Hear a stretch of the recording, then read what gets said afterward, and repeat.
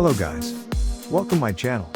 This channel about car price, car news update, car interior and exterior, car detail review and all automotive the world. Please subscribe this channel, like and comment. Thanks you.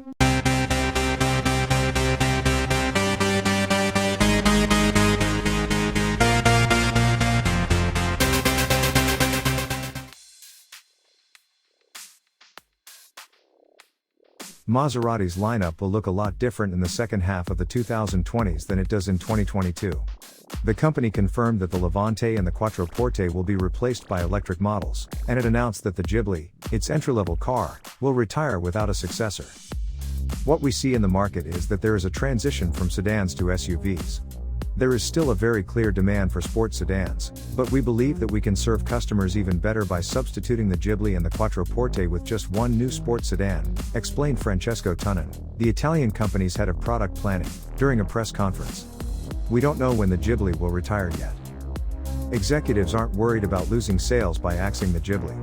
The long-awaited Grecale crossover scheduled to make its debut online on March 22 will likely become the best-selling Maserati model with relative ease due to its positioning, and it will neatly fill the void left by the sedan at the bottom of the company's range.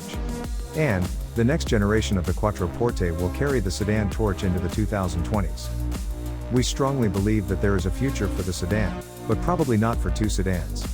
One will be enough to meet demand, Tunnan noted. It's too early to provide concrete details about the next generation Levante and Quattroporte. Both are due out in 2025 at the earliest. However, what's already set in stone is that neither car will be available with a gasoline-burning engine. Both will be all electric, all the time. We are focused on delivering the best EV and the best electric large SUV. There will be no ICE and no revs, just electric, Tunnan said.